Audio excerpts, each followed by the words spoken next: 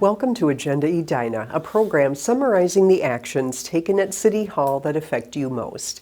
I'm your host, Dorothea Marty.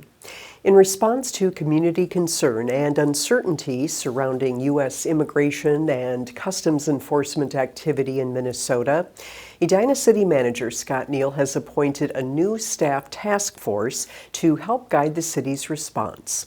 The 11-member task force includes employees from multiple city departments. Its role is to assess how Edina responds to immigration-related issues affecting the community and to identify actions that are legally sound, operationally feasible, and responsive to community needs. The task force will bring its findings and recommendations to the city manager, executive leadership team, and, when appropriate, the city council. Any potential policy changes would follow established city processes and include council review. The goal of this task force is really to vet ideas that we receive from the community, both from the community and from our council. We want to take those ideas, we want to vet them with our legal counsel. We want to see what we can do, what we should do, and what we could consider doing, and what's enforceable and what's merely symbolic. So those are kind of those are the parameters around what we're doing. The Edina City Council also reaffirmed its commitment to the Universal Declaration of Human Rights. All those in favor of adoption, readoption, or affirmation of the Universal Declaration of Human Rights, say aye. Aye. Aye. Opposed? Carried. Some of those individuals are U.S. citizens. Many of them are here legally. Some of them are not. But all of them are human beings. So I do appreciate, Member Jackson, you bringing up these human rights and reaffirming them here tonight. During its last meeting in January, the council emphasized the city's core values of dignity, fairness, and respect for all people, building on a statement issued in December. Council members acknowledged the fear and concern expressed by residents about recent federal immigration enforcement activity and said they heard clearly about the personal impact on families, along with the need for timely, transparent, and accessible communication from the city. I do really feel like Edina is a village. It, feels that way, and now we need to come together and we need to really be a conduit for communication all across the city. And I feel so powerless and frustrated.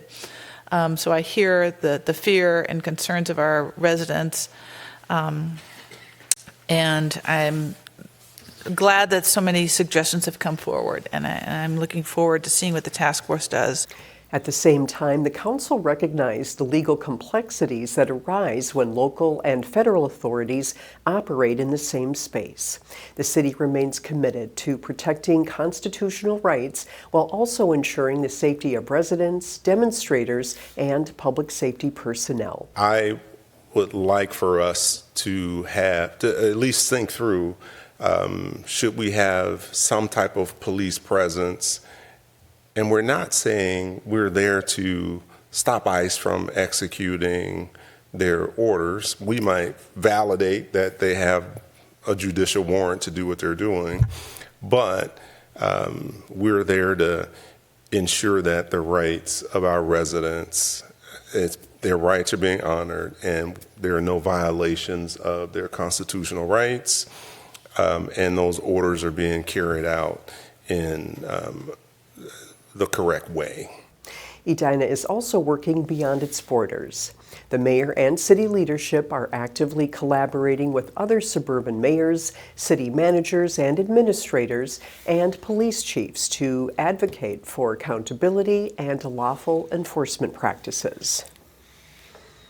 To support Edina's sustainability goals and meet the growing demand for electric vehicle infrastructure, a new EV charging station is being proposed for the city. Ayana Rechargery is looking to redevelop the former Kevin Key's Auto Shop on Vernon Avenue into a modern electric vehicle charging station.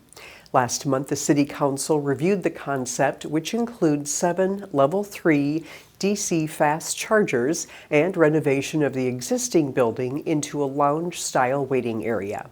The space could feature vending machines, a small convenience concept, or a third-party tenant to serve drivers while they charge. What we want to do is bring a different charging experience, right? Instead of just sitting in a parking lot and at some random retail store, we want to welcome you in, like as a convenience store or gas station would, right?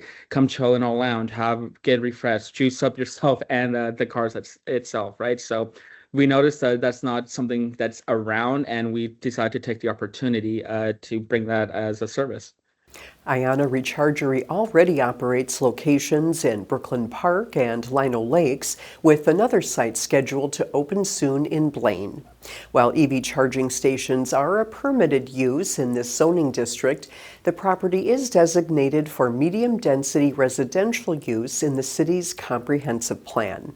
Because of that, Iana will need to seek a comprehensive plan amendment along with site plan approval and several variances before the project can move forward. The City Council has directed staff to repeal and replace Edina's current lawful gambling ordinance, a move that would allow ongoing charitable gambling in the city. Edina is one of the only major suburbs in the metro area that does not permit ongoing charitable gambling. The issue gained renewed attention last year when the Edina Education Fund asked the council to reconsider the policy to allow nonprofits to run charitable gambling, such as pull tabs, on an ongoing basis at specific locations. That is just one other way that we can tap into our community. It allows us to be able to not only support our local businesses that are craving the ability to be able to do this and bring more revenue streams into our local restaurants, also be able to offer our city another way to be able to bring in more funding, but for our local nonprofits to be able to feed back into our community. It allows our student groups to be able to get more funding. It allows us to be able to build up our revenue streams for things like our mental health programs, for our student groups, our student athletes, more upkeep in our student facilities. All of these things that every single year we run dry on. It's just one more way for us to improve every Hornet every day. Charitable gambling is widely used across Minnesota as a way for nonprofits to support community programs and services. In fact, Minnesota is the largest charitable gambling state in the country. In 2024 alone, charitable gambling generated $2.3 billion in gross receipts and $712 million in net receipts after prizes were paid. Pull tabs make up most of that activity, accounting for about 96% of revenue, followed by bingo at just over 3%, with raffles, paddle wheels, and tip boards making up the remainder. Under the direction from the council, staff will draft a new ordinance that would allow up to 3 premise charitable gambling permits in Edina. That ordinance will be brought back to the City Council for consideration at a future meeting. In doing my research, it really shows that most cities have probably no more than 2 or 3 premise permits. We don't know for sure what the need will be. So I think it makes sense for us to start out slowly and then ramp up as we see the needs of the community and the nonprofit organizations. This step opens the door for local nonprofits to explore a new fundraising option while allowing the city to carefully shape how charitable gambling would operate in Edina. February is Black History Month. This year's theme is A Century of Black History Commemorations. This theme marks the 100th anniversary of the first Negro History Week and highlights the evolution of Black history's impact on the modern world. This month, pay tribute to the significant contributions of African Americans throughout the last century. Thank you for watching this episode of Agenda Edina. I'm your host, Dorothea Marty.